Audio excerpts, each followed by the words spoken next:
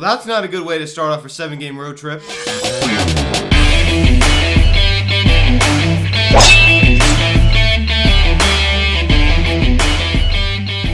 Yo, what is going on, everybody? Welcome to the Phillies Hot Stuff videocast, and today we're going to be recapping last night's game between the Philadelphia Phillies and the Washington Nationals. The Phillies lost 5-1 to the Nationals as they lose the first game of this 4-game series. Zach Wheeler is on the mound, and this one he was not great. Gets his first loss in his Phillies uniform as he is now 4-1 on the season. We make 3 errors last night. Our offense was completely silent. The only run that we get is by a balk from Anibal Sanchez. That's it. That's our only run of the ball game. It's by from a balk. It wasn't even like an RBI single. It wasn't an RBI double. It was a balk. So not good at all, man. We had some opportunities to score some runs. We couldn't come through with it. And Zach Wheeler struggled. But you know what? His defense was not good at all. Not good at all. Now, guys, before getting in this video, please subscribe if you have not yet. Please turn the notification bell. Please like this video, comment on this video, share this video, and let's get into this. Now, Bryce Harper was playing this game. He batted second, was DH'd. I understand that. Don't put him in the right field. Just DH him. That's one of the advantages we have right now in this season. They allow the DH in the National League. So take advantage of it. That way he's not standing out in right field for 9 innings. Rest him up a little bit. Only have him DH. I like that move. That's a good move by Joe Girardi. I support that decision. But he didn't do much. He went over 4, 3 strikeouts. I tell you, man, he just can't hit the Nationals. I know that they know what his weaknesses are, and they know what kind of pitches they have to throw to him. And that's the end of the story right there. And he hit the Nationals well in the first few games of last year, and he hasn't done much since. I know he hit a home run last September, but other than that, he hasn't really done much against him. He has done nothing against him this year. I could tell you. I mean, he hit an RBI single. That was it, and not much. So, guys, let's get right into the scoring summary. It did not go good early. In the bottom of the first inning, as Asdrubal Cabrera singles on a ground ball to center field, Andrew Stevenson crosses the plate, and the Nationals take a 1-0 lead. Now, it wasn't the end of the world. It's bottom of the first inning. You're facing a guy Anibal Sanchez, who's had a really, really bad season. And it's only inning number 1. So you're thinking okay, this isn't a big deal. Then in the same inning, our first error of the ball game, as Brock Holt steals second base, and the throw by Andrew Knapp goes into center field. Juan Soto scores, and the Nationals take a 2-0 lead, and Brock Holt advances to third base. That cannot happen. I like Andrew Knapp. I like what he's been able to do for us this year, but errors are going to happen, but that can't happen. I mean, how in the world? I mean, come on. You steal the throw in the center field? Come on. You know that wouldn't have happened if JT were back there. Well, that's a whole other story about the Clintac comments about JT yesterday. That was awful. Get into that maybe at the end of the video. Yeah, man, the defense was not good in this one. As I said, Zach Wheeler was not very good, but our defense didn't help him at all. It didn't help him at all. Then in the top of the 5th inning, Bryce Harper is at the plate, and Anibal Sanchez balked. And that allowed Mickey Moniak to score. And the Phillies now make it a 2-1 ball game. So, as I said, the only one we get is by a balk. That's it. It wasn't like we did an RBI single. It wasn't like we hit a solo home run. It wasn't like we hit an RBI double. It was from a balk. So that's it. That's our only run of the ball game. We're able to pitch across. And our errors just came back to bite us in this one. Then Luis Garcia grounded out to the catcher, Andrew Knapp, and he threw it over the first base. And Asdrubal Cabrera scores, and the Nats now take a 3-1 lead. And that wasn't an error, but you ground out softly right in front of home plate. You hit a little tapper. I mean, you should, don't you think, to try, you look at the runner at third base and say, oh, well, he might be coming home. You don't just throw blindly to first base and get the out. That just wasn't a very heads-up play. Then in the bottom of 7th inning, they continue to tackle it on. Well, first of all, terrible throw by Mickey Moniak. Brock Holt singles on a line drive to left field. Trey Turner and Asdrubal Cabrera score. But Trey Turner really only scored. But then Mickey Moniak sailed the throw and went into the dugout, and that allowed Asdrubal Cabrera to score. And then they eventually moved Brock Holt up to third base, and then they sent him back to second base. And that's your ball game. 5-1 your final scores. The errors come back to bite us in this one. As I talked about, the little tapper is hit in front of home plate. No, that was not officially declared an error. But it wasn't a very heads-up play. You look at third base to make sure he's not coming home. And you don't just throw to first base blindly. Right? And what kind of throw was that from left field with Mickey Moniak? What in the world was that?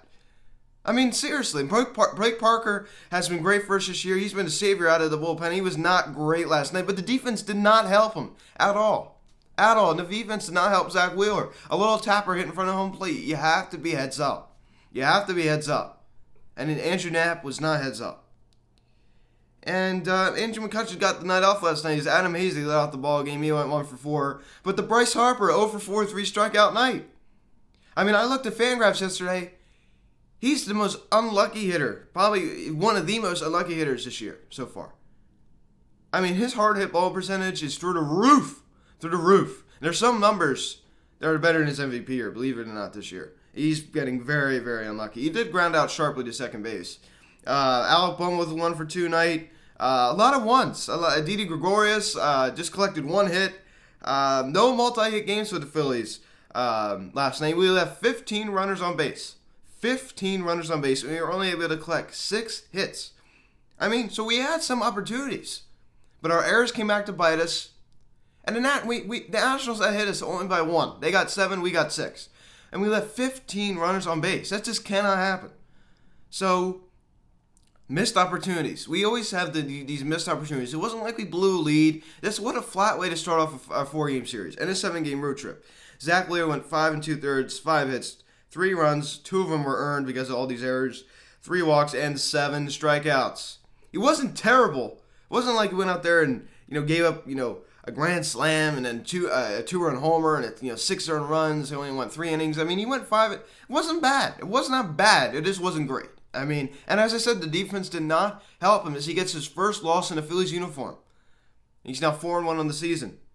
And Blake Parker, who's been very, very good out of the bullpen so far this year, didn't do so great last night. 2/3 of an inning, 2 hits, 2 runs. Only 1 of them were earned, as I said, because of all these errors. 2 walks and a strikeout. I can't tell you how many times we get guys in 0-2 counts. Like Julio Cabrera last night. Had him in an 0-2 count. We walk him. We can't be walking people or allowing them to get hits when they're 0-2. I'd rather see the guy get a hit 0-2. Walking people when you have them 0-2 is unacceptable. Finish the job. Finish the job. But Rosso went the rest of the way after Parker went an inning and 2/3. He was scoreless. He looked good. But Parker did not look great last night. But as I said, defense and Wheeler did not help him at all. Now, Roman Quinn and Joe Girardi were both ejected from the game for arguing a strike 3 call. Roman Quinn was barking at him, walking back to the dugout, and then he seemed like he turned around and yelled something again. And as soon as I saw his head move to turn around and yell something, I said I knew he was going to get thrown out. I'm like, yeah, and he did. He got rung. And Joe Girardi came out and, kind of got in his face, pulled his mask off a little bit. It was kind of funny. He got in his face, and I could tell some of the words he was yelling. You actually could, the hot mic, you could kind of hear what he was saying. And you could hear a 4-letter word I'm not going to repeat after he was thrown out of the game. And I love that. I love the fire that Joe Girardi brings to this team. And Rob Thompson, the bench coach, had to manage the game the rest of the way since Joe Girardi was ejected. That also factored in. But I don't know. I mean, I like Rob Thompson. But you know what? I'm not even going to blame this loss on him because our defense was atrocious in this game. Absolutely atrocious. Our heads were not in the game at all. Bryce Harper 0 for 4 with 3 strikeouts. The terrible throw by Mickey Moniak. Is not heads up. And the 2 really boneheaded decisions by Andrew Knapp. I mean, also sailing the ball in the center field. I mean, come on. Come on, people. Come on. So the Phillies start up the 4-game series with a loss as the Nationals finally beat the Phillies this year. It took them 7 times to do. So, National fans, you finally did it. Well, who really cares? Because luckily, I think we're most likely, the chances are still in our favor, going to make the playoffs. But I know you still got your World Series ring, which you should be proud of. But I'm going to talk a little bit about the JT Realmuto comments. Matt Klentak went on public television yesterday. He was interviewed, and he said that he was asked about the JT Realmuto trade. He basically said that he's content with 2 years of JT Realmuto. He said he knew that going in when he traded for him. He knew he'd be getting 2 years of control, and he's been happy with what JP's been able to do, and he's had a productive 2 years. And he said, I'd love to keep JT, but anytime you hear a GM say, we'd love to keep him, but that's never a good sign. Now, he could be smoke screening. He could be just doing it to throw it off. I'm not going to read too much into this, But guys, I think he's going. I think he's going to sign with the New York Mets. Bold prediction. I know that's a big thing to say here. I do think he will most likely leave, and I think the Mets are the biggest target for him. I really, really do. I'm not real confident. And for a GM to be trading away a number one prospect and a great young catcher for only a 2-year rental is absolutely ridiculous. Again, I like Matt Klentak as a person, but his decision-making I question sometimes. I mean, how in the world do you trade away a number one prospect and a great young catcher and a good pitching prospect in Will Stewart for a 2-year rental? Totally unacceptable. Totally unacceptable. So I just can't believe that at all. I mean, like, how in the world can you make that decision like that? It's just a spur-of-the-moment decision, it seems like. It's basing off of your emotions. You can't be emotional if you're in this business. You cannot be emotional. You have to make a business decision. I'm not saying that we shouldn't have traded for JT Muto, but if we lose him, I mean, come on. I mean, how in the world do you lose this guy? I mean, he's the best catcher in baseball. And, I mean, I still have a little bit of hope, but my hopes have been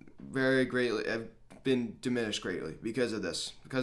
And we'll see what happens in the offseason, but I wouldn't be surprised. Matt Klentak is definitely on the hot seat. He is definitely on the hot seat. He's skating on thin ice with this organization. I'm not going to call for him to be fired or anything like that. All I'm going to say is people are not happy with Matt Klentak. So guys, that's pretty much it. Thank you guys so much for watching this video. Please subscribe if you have not yet. Please turn on the notification bell. Please like this video, comment on this video, share this video. Please check out the social media link in the description section at Phillies Hot Stove, at HeartFanatics, Instagram. Guys, thank you so much for watching. Share this video with your friends. I wanted to get Nats Prime on here and Everything Nationals.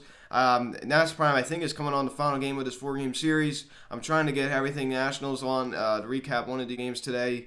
As we have a 3-5 start, Aaron Nola 5-3 with a 2.92 ERA going against Vo 0-5 with a 7.17 ERA. No excuses. We better win that first game. No excuses. Anibal Sanchez, we made him look like a Cy Young Award winner last night.